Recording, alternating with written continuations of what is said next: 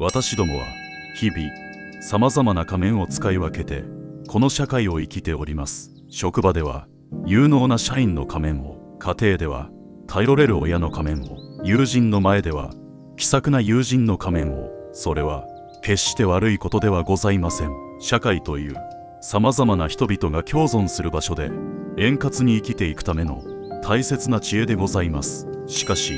その幾重にも重ねた仮面の下には誰しもたった一つの化粧をしていない元の心がございます。普段は決して人目に触れぬその方の本性でございます。ではその本性は一体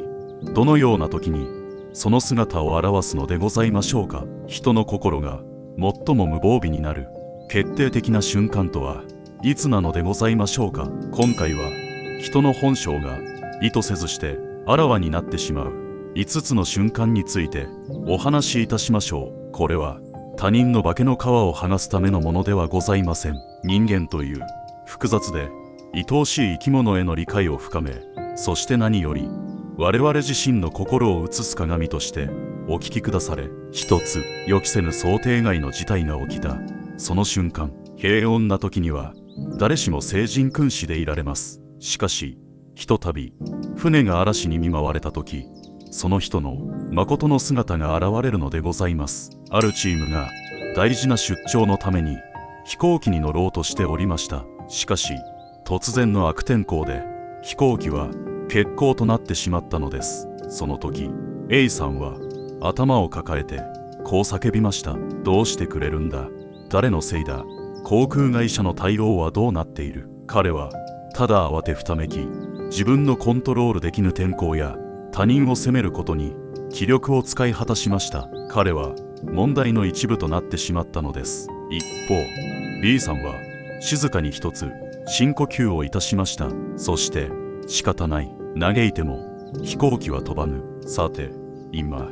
我々にできることは何であろうかと冷静に代替の交通手段を探し始めたのでございます。彼は解決の一部となろうとしたのです。順風満帆の航海では船員の力量は分かりませぬ。突然の嵐に見舞われた時、ただパニックに陥る者、誰かに責任をなすりつける者、そして黙って舵を取り活路を探す者、その究極の選択を迫られた瞬間にこそその者の偽らざる器の大きさが現れるのでございます。2つ、誰にも咎められぬ絶対的な優位に立ったその瞬間、人の誠の優しさとは誰かに褒められるためのものではございません。誰一人見ておらず何の得にもならぬ時にこそその者の生まれ持った慈悲の心が試されるのでございます。 C さんは夜道を車で走っておりました。するとどこからか一匹の子猫が道へと飛び出してきたのです。 C さんは慌てて急ブレーキを踏み、寸でのところで子猫を引かずに済みました。周りには誰一人おりません。防犯カメラもございません。さてこの時 C さんの本性が現れます。彼はクラクションを鳴らし、どけと怒鳴りつけるでありましょうか。それとも子猫が無事に道を渡り終えるまでただ静かに待ってやるでありましょうか。あるいは車を降りてその子猫がまた危険な目に遭わぬよう安全な場所へとそっと誘導してやるでありましょうか。罰も賞賛もない場所での行いこそそのもののありのままの魂の姿なのでございます。自分よりか弱き者、小さき者に対し無意識のうちにどのような眼差しを向けるのか、その誰にも評価されぬ瞬間にそのものの徳の高さが静かに光るのでございます。3つ、心身ともに疲れの底に沈んだその瞬間、親切や理性や忍耐といったものは心の体力を使うものでございます。その体力が一滴も残らぬほどに枯渇した時、人は仮面をかむり続ける気力を失います。 D さんは連日の残業で心身ともに疲れ果てておりました。やっとの思いで家にたどり着くとパートナーが悪気なくこう尋ねました。ねえ、今日の夕飯どうすると。さてこの時 D さんの口からどんな言葉がこぼれ落ちるでありましょうか。知るか、自分で考えろ、こっちは疲れてるんだとたまった不満をトゲとして最も身近な人間に突き刺してしまうでありましょうか。それとも最後の気力を振り絞り、すまない、今は何も考えられないんだ、任せてもいいだろうかと、か細くとも優しい言葉を選ぶことができるでありましょうか。元気な時には誰でも親切でいられます。しかし心と体の器が空っぽになった時、その器の底に最後に残っているものこそ、そのものの普段は隠されている地金なのでございます。4つ、自分ではなくすぐ隣の他人が失敗したその瞬間、他人の失敗はその人の心を映す恐ろしいほどの鏡でございます。そこにそのものの隠れた本性が最も無防備に映し出されるのです。職場で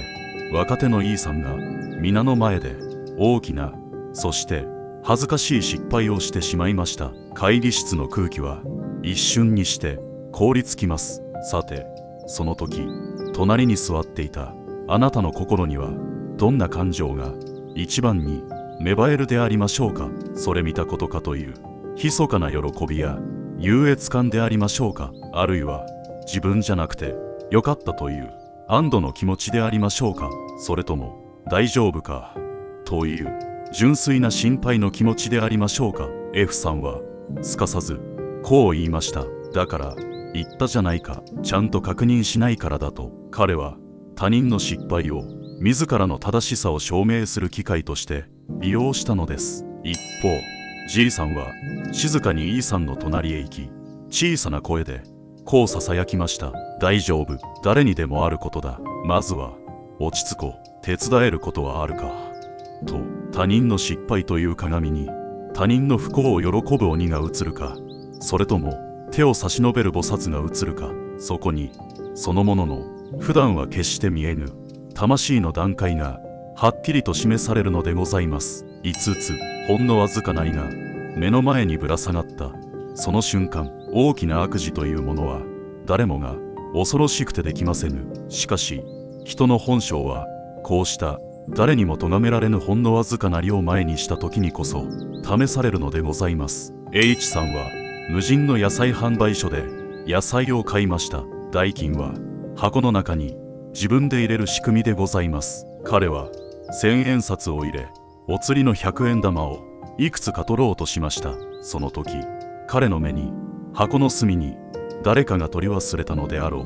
うもう1枚の100円玉が映ったのです。誰も見ておりません。神様以外は。彼はその100円玉を自分の財布にそっと加えることもできましょう。あるいはこれは誰かの忘れ物だとそのまま箱に残しておくこともできましょう。たった100円、されど100円、そのわずかな量前にして彼の心はどちらに揺れ動くでありましょうか。誰にも知られぬその一瞬の心の動きにこそそのものの誠実さという本性が凝縮されておるのでございます。100円をごまかす心はいずれ100万、1000万を前にしても同じようにたやすく揺らぐでありましょう。日々の小さな選択の積み重ねこそがその方の魂の向きを決定づけるのでございます。人の本質とはそのものが何を語るかではございません。そのものが何を成したかでもございません。こうした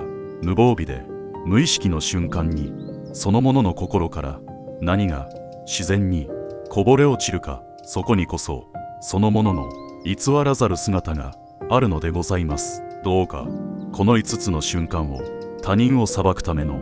冷たい目ではなく、人間という弱く脆くそして愛おしい生き物を深く理解するための温かい眼差しとしてお使いいただきたい。そして何より我々自身がこの5つの瞬間に胸を張れるような心の在り方を日々目指していきたいものでございますが、ご視聴誠にありがとうございました。そなたがこれまでの人生で人の誠の姿を見た忘れられぬ瞬間がございましたら、よろしければコメント欄にてそっとお聞かせくだされば幸いでございます。ではまた。